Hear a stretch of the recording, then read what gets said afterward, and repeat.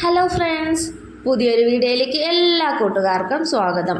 ഇന്ന് ഞാൻ വീണ്ടും ഒരു റെസിപ്പി ആയിട്ടാണ് എത്തിയിട്ടുള്ളത്. ഇന്നത്തെ റെസിപ്പി ബനാന വെച്ചിട്ടാണ്, ഏത്തപ്പഴം വെച്ചിട്ട് ഒരു അടിപൊളി ലഡുവാണ് ഇന്ന് ഞാൻ തയ്യാറാക്കാൻ പോകുന്നത്.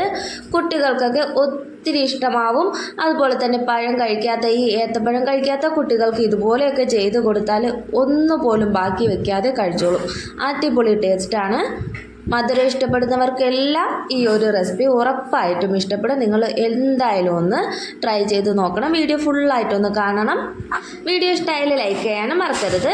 ഇനി ഇതെങ്ങനെയാണ് ഉണ്ടാക്കുന്നതും എന്തൊക്കെയാണ് ഇതിലേക്ക് വേണ്ടതെന്ന് നമുക്കൊന്ന് നോക്കിയിട്ട് വരാവേ. ഇതിലേക്ക് ഞാനൊരു 2 ഏത്തപ്പഴം ഇതുപോലെ ചെറുതായിട്ട് അരിഞ്ഞരിഞ്ഞ് വെച്ചിട്ടുണ്ട്. നല്ല പഴുത്ത ഏത്തപ്പഴമായിരിക്കും ഇതിന് നല്ലത്.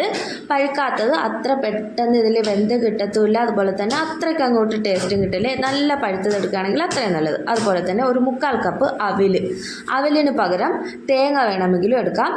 തേങ്ങയും അവിലും എടുത്താലും ഒരു കുഴപ്പമില്ല. അതുപോലെ തന്നെ ഒരു 1/4 കപ്പ് റവ ചേർക്കുന്നത് ഒരു ക്രിസ്പിനെസ് കിട്ടാൻ വേണ്ടിയിട്ടാണ്. ഇനി വേണ്ടത് മധുരത്തിന് ആവശ്യത്തിന് ശർക്കര ഇതുപോലെ ഞാൻ ഉരുക്കി വെച്ചിട്ടുണ്ട്. 1 ഗ്ലാസ് അളവിനുണ്ട്. അതിൽ കൂടിയാലും കുഴപ്പമില്ല, മധുരത്തിനനുസരിച്ച് ചേർക്കാം. ഇനി ഒരു പാൻ അടുപ്പത്ത് വെച്ച് പാൻ നന്നായിട്ട് ചൂടാകുമ്പോൾ അതിലേക്ക് നെയ്യ് ചേർത്ത് കൊടുക്കാം. നെയ്യ് തന്നെ ചേർക്കണം, അതാണ് ഇതിന് നല്ല ടേസ്റ്റ് കിട്ടുന്നത്. ആ നെയ്യിൽ വേണം ഈ പഴം ഒന്ന് വേവിച്ചെടുക്കാൻ. ആ നെയ്യിൽ നന്നായിട്ട് വഴറ്റി ഈ പഴം നന്നായിട്ടൊന്ന് വേവിച്ചെടുക്കണം. ഒരു 5 മിനിറ്റോളം ഈ നെയ്യിൽ ഇതുപോലെ നന്നായിട്ടൊന്ന് വേവിച്ച് റെഡിയാക്കി എടുക്കണം. ഇതൊന്ന് ഉടഞ്ഞ് കിട്ടിയില്ലെങ്കിൽ സ്പൂൺ വെച്ചിട്ട് തന്നെ നന്നായിട്ടൊന്ന് ഉടച്ചു കൊടുക്കാം. കാരണം പിന്നീട് ശർക്കര പാനിയൊക്കെ ചേർത്ത് കഴിഞ്ഞാൽ ഇത് പിന്നെ കട്ടിയാവത്തേ ഉള്ളൂ. പിന്നീട് ഇത് വെന്ത് കൊഴിഞ്ഞ് കിട്ടില്ല. ഒരു വെന്ത് കൊഴിഞ്ഞ് കിട്ടുന്ന ആ ഒരു പരുവത്തിൽ വേണം പഴം കിട്ടാൻ വേണ്ടിയിട്ട്. എന്തായാലും ഏത്തപ്പഴം കഴിക്കാത്ത ഏത് കുട്ടികൾ ഇതുപോലെ ഉണ്ടാക്കി കൊടുത്താൽ ഉറപ്പായിട്ടും അവർ കഴിച്ചു പോവും.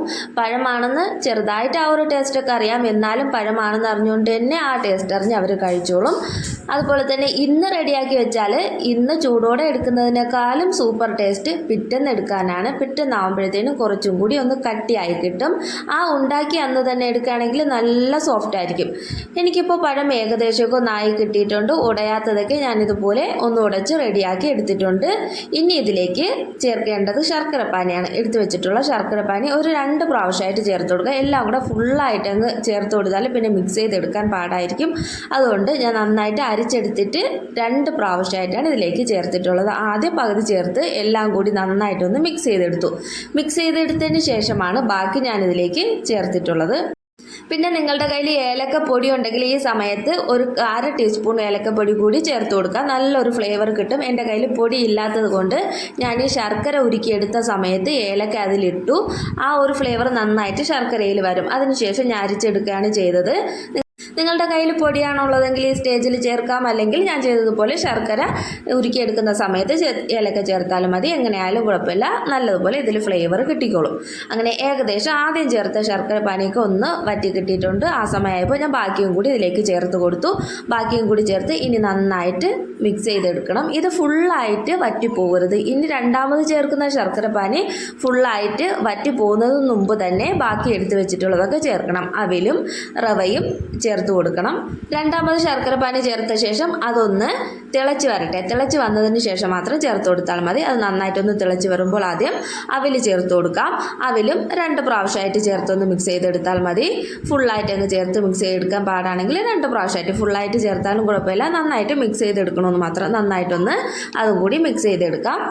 പിന്നെ മധുരം ബാലൻസ് ചെയ്യാൻ വേണ്ടിയിട്ട് ഒരു നുള്ളു ഉപ്പും കൂടി ചേർക്കാം. ഞാനത് ചേർത്തത് സ്കിപ്പ് ചെയ്ത് പോയി, വീഡിയോ എടുക്കാൻ പറ്റിയില്ല. ഉപ്പ് ഞാനിതിൽ ചേർത്തിട്ടുണ്ട്. മധുരം ബാലൻസ് ചെയ്യാൻ വേണ്ടിയിട്ടാണ് അങ്ങനെ ഉപ്പ് ചേർക്കുന്നത്.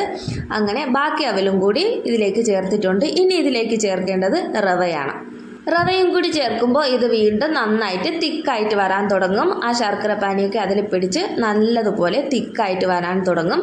പിന്നെ നിങ്ങൾ തേങ്ങ ചേർക്കുന്നുണ്ടെങ്കിൽ ആദ്യം പഴം ചേർത്ത ഉടനെ, അത് കഴിഞ്ഞതിന് ശേഷം ഉടനെ തന്നെ തേങ്ങ ചേർത്ത് കൊടുക്കാം. ഈ ലാസ്റ്റ് അല്ല തേങ്ങ ചേർക്കേണ്ടത്. തേങ്ങ ചേർക്കുന്നുണ്ടെങ്കിൽ ആദ്യം ചേർക്കണം. ബാക്കി എടുത്ത ഇൻഗ്രീഡിയൻസ് ഒക്കെ ഇതുപോലെ ലാസ്റ്റ് ചേർത്താൽ മതി. ഇനി ഈ റവയും കൂടി ചേർത്ത് നന്നായിട്ടൊന്ന് മിക്സ് ചെയ്തെടുക്കാം. ഇപ്പോൾ ഏകദേശം ഒന്ന് തിക്കായിട്ട് വരാൻ തുടങ്ങിയിട്ടുണ്ട്. ഇനി ഇത് വീണ്ടും നല്ലതുപോലെ ഇതിൻ്റെ ശർക്കര പാനി എല്ലാം വറ്റി നല്ല തിക്കായിട്ട് വരണം. അതാണ് ഇതിൻ്റെ ഒരു കൺസിസ്റ്റൻസി. അങ്ങനെ തിക്കായിട്ട് വരുമ്പോൾ പാനിൽ നിന്നെല്ലാം വിട്ട് വരുന്ന ഒരു പരുവത്തിലെത്തും. ഈ ഐറ്റംസ് എല്ലാം ചേർത്ത് കഴിഞ്ഞാൽ പിന്നെയുള്ളത് നമ്മൾ ഈ ഹൽവയൊക്കെ റെഡിയാക്കി എടുക്കുന്ന അതുപോലെ തന്നെയാണ്. ഇനി ഈ റവ ഒന്ന് സോഫ്റ്റായി കിട്ടാൻ വേണ്ടിയിട്ട് ഒരു 2-3 മിനിറ്റ് അടച്ച് വെച്ചൊന്ന് വേവിക്കാം. ആ അടച്ച് വെക്കുന്നത് റവ ഫുള്ളായിട്ടങ്ങ് ഹാർഡായി പോവാതിരിക്കാൻ വേണ്ടിയിട്ടാണ്. നല്ല കട്ടിക്ക് വേണമെങ്കിൽ അടച്ച് വെക്കേണ്ട ആവശ്യമില്ല, അല്ലാതെ തന്നെ നിങ്ങൾക്ക് റെഡിയാക്കി എടുക്കാവുന്നതാണ്. ഞാനൊരു 3 മിനിറ്റാണ് ഇതുപോലെ അടച്ച് വെച്ചത്. അടച്ച് വെക്കുമ്പോൾ ആ ആവിയിൽ റവ ചെറുതായിട്ടൊന്ന് സോഫ്റ്റായിട്ട് വരും. നമ്മൾ എത്ര നേരം ഇതുപോലെ വേവിച്ചെടുക്കുന്നോ, ഇളക്കി ഇതുപോലെ വേവിച്ചെടുക്കുന്നോ അതനുസരിച്ച് വീണ്ടും ഇത് കട്ടിയായിട്ട് വരും. നല്ലതുപോലെ പെട്ടെന്ന് ലഡുവിൻ്റെ ഷേപ്പിലാക്കി എടുക്കാനും പറ്റും. അതിന് മുമ്പ് ഓഫാക്കുകയാണെങ്കിൽ അത്രയും കട്ടിയാവേയില്ല, ആ ലഡുവിൻ്റെ ഷേപ്പിലായി കിട്ടേയില്ല. എന്തായാലും ഇത് നന്നായിട്ട് തിക്കായിട്ട് വരണം. ഇനി ഞാനിതിൽ ഒരു 2-3 സ്പൂൺ അവിലും കൂടി ചേർക്കുന്നുണ്ട്. ഞാനിത് നേരത്തെ മാറ്റി വെച്ചതാണ്. ഈ സമയത്ത് ചേർക്കുന്നതെന്ന് വെച്ചാൽ ആദ്യം നമ്മൾ ചേർത്തിട്ടുള്ള അവിൽ നന്നായിട്ട് ഇതിൽ സോഫ്റ്റായിട്ട് ഇതിലെല്ലാം ഒന്ന് യോജിച്ച് പിടിക്കും. ഈ ലാസ്റ്റ് ചേർക്കുമ്പോൾ അതൊന്ന് ക്രിസ്പി ആയിട്ട് കിടക്കും, പെട്ടെന്ന് അതങ്ങ് സോഫ്റ്റായിട്ട് പോവില്ല.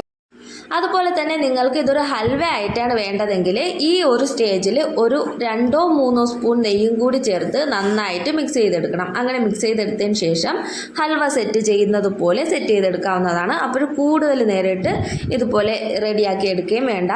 എന്നാലും ഹൽവ ചെയ്തെടുക്കുമ്പോൾ നല്ല സോഫ്റ്റ് ആയിരിക്കും. ഈ ഒരു സ്റ്റേജിലൊക്കെ ഓഫാക്കി എടുക്കുകയാണെങ്കിൽ നല്ല സോഫ്റ്റായിട്ട് തന്നെ കിട്ടും. എനിക്കിവിടെ ഏകദേശം ആയിട്ടുണ്ട്. ഇതുപോലെ പാനിൽ നിന്ന് വിട്ട് വരുന്ന പരുവവും അതുപോലെ തന്നെ ഇതുപോലെ സെപ്പറേറ്റ് ആയിട്ട് വരുന്ന ഒരു പരുവത്തിൽ എത്തണം. ഈ ഒരു പരുവാകുമ്പോഴേക്കും ഗ്യാസ് ഓഫ് ചെയ്യാം. ഗ്യാസ് ഓഫ് ചെയ്തതിന് ശേഷം ചെറുതായിട്ടൊന്ന് തണുത്തതിന് ശേഷം മാത്രമേ ലഡുവാക്കി എടുക്കാവൂ. ചെറിയൊരു ചൂട്, ആ ഒരു ചൂടോടെ ചെയ്തെടുത്താൽ മതി. പിന്നെ ഇത്തിരി കൂടെ ചൂട് കൂടുതലാണെങ്കിൽ ആ ഒരു ലഡുവിൻ്റെ ഷേപ്പിൽ കിട്ടില്ല. അതുകൊണ്ടാണ് ചെറിയൊരു ചൂടിൽ ചെയ്താൽ മതി എന്ന് പറഞ്ഞാൽ. ഇങ്ങനൊരു പരുവാകുമ്പോൾ എന്തായാലും ഇത് പാനിൽ നിന്ന് മാറ്റിയെടുക്കാം. അങ്ങനെ എല്ലാം അവിടെ സെറ്റായി കിട്ടിയിട്ടുണ്ട്. ഇനി ഇതൊന്ന് തണുക്കാൻ വെയിറ്റ് ചെയ്യാം. തണുത്തതിന് ശേഷം ലഡുവിൻ്റെ ഷേപ്പിലാക്കി എടുക്കാം. നിങ്ങൾക്ക് ഏത് ഷേപ്പിൽ വേണോ അതുപോലെ എല്ലാം റെഡിയാക്കി എടുക്കാം. ഞാൻ കറക്റ്റ് റൗണ്ട് ഷേപ്പ് ലഡുവിൻ്റെ ഷേപ്പിലാക്കിയിട്ടാണ് ഞാൻ എടുത്തിട്ടുള്ളത്. ഇത് പാനിൽ തന്നെ വെച്ചിരുന്ന് ചെയ്താലും കുഴപ്പമില്ല, വേറൊരു പ്ലേറ്റിലേക്ക് മാറ്റിയാലും കുഴപ്പമില്ല. ഞാനൊരു വേറെ പ്ലേറ്റിലേക്ക് മാറ്റിയെടുക്കുന്നുണ്ട്. ഇനിയും പാനിൽ തന്നെ വെച്ചിരുന്ന ആ ചൂടിൽ കുറച്ചും കൂടി ഡ്രൈ ആയി പോകും. അതുകൊണ്ട് ഞാനൊരു പ്ലേറ്റിലേക്ക് മാറ്റിയെടുത്തിട്ടുണ്ട്. ഇനി ഇത് ലഡുവിൻ്റെ ഷേപ്പിലാക്കി എടുക്കാം. ഇപ്പോൾ കാണാൻ തന്നെ അടിപൊളി ഒരു ഭംഗിയല്ലേ, അതുപോലെ തന്നെ കഴിക്കാനും അടിപൊളി ടേസ്റ്റാണ്. ഇതുപോലെ ലഡുവിൻ്റെ ഷേപ്പിലാക്കി എടുക്കുമ്പോൾ കയ്യിൽ ഓയിലോ നെയ്യോ ഒന്നും പുരട്ടേണ്ട ആവശ്യമില്ല. കയ്യിലൊന്നും ഒട്ടിപ്പിടിക്കാതെ തന്നെ കിട്ടും. പെട്ടെന്ന് തന്നെ റെഡിയാക്കി എടുക്കാൻ പറ്റും. അതുപോലെ തന്നെ ഒരു 20 മിനിറ്റിനുള്ളിൽ ഇത് സെറ്റ് ചെയ്തെടുക്കാം. ഒരു 10-15 മിനിറ്റ് കൊണ്ട് ഇതിൻ്റെ മിക്സ് എല്ലാം റെഡിയാക്കി എടുക്കാം. അത് കഴിഞ്ഞ് തണുത്ത ശേഷം ലഡു ആക്കി എടുക്കുമ്പോൾ ഒരു 20 മിനിറ്റ്, അതിൽ കൂടുതലൊന്നും വേണ്ടി വരില്ല. ആ ഒരു 20 മിനിറ്റിനുള്ളിൽ തന്നെ അടിപൊളി ഒരു 4 മണി പലഹാരം ഇവിടെ റെഡി ആയിട്ടുണ്ട്. പഴം കഴിക്കാത്ത ഏത് കുട്ടികളെ കൊണ്ട് നമുക്ക് ഇങ്ങനെ ഉണ്ടാക്കി കൊടുത്താൽ കഴിപ്പിക്കാൻ പറ്റും. അതുപോലെ തന്നെ എല്ലാവർക്കും ഇഷ്ടപ്പെടും. വീഡിയോ ഇഷ്ടമായാലും എല്ലാവരും ഇതൊന്ന് ട്രൈ ചെയ്ത് നോക്കാൻ മറക്കല്ലേ. അതുപോലെ എൻ്റെ ചാനൽ നിങ്ങൾ സബ്സ്ക്രൈബ് ചെയ്യാതെയാണ് കാണുന്നതെങ്കിൽ ഉറപ്പായിട്ടും ഒന്ന് ചാനൽ സബ്സ്ക്രൈബ് ചെയ്തേക്കണം. തൊട്ടടുത്തുള്ള ബെല്ലൈക്കണും കൂടി ഒന്ന് പ്രസ് ചെയ്തേക്കണം. എന്നാൽ മാത്രമേ ഞാനിടുന്ന ഇതുപോലെയുള്ള ഈസി റെസിപ്പീസുകളും അതുപോലെ ഫണ്ണി വീഡിയോസ് അതുപോലെ തന്നെ ഷോപ്പിംഗ് വീഡിയോസ് ഇങ്ങനെയുള്ള വീഡിയോസിൻ്റെയൊക്കെ നോട്ടിഫിക്കേഷൻ നിങ്ങൾ എത്തുകയുള്ളൂ. ഇതുപോലെയുള്ള അടിപൊളി വീഡിയോസ് കാണണമെങ്കിൽ ഉറപ്പായിട്ടും എൻ്റെ ചാനലൊന്ന് സബ്സ്ക്രൈബ് ചെയ്യണേ. അതുപോലെ നിങ്ങളുടെ അഭിപ്രായം കമൻ്റായിട്ട് അറിയിക്കാനും മറക്കരുത്. ഇന്നത്തെ വീഡിയോ ഇത്രയേ ഉള്ളൂ. ഇനി ഒരു അടിപൊളി വീഡിയോ ആയിട്ട് കാണുമ്പോഴേക്കും എല്ലാവർക്കും ടാറ്റ ബൈ ബൈ. എല്ലാവർക്കും നല്ലൊരു ദിവസം ആശംസിക്കുന്നു.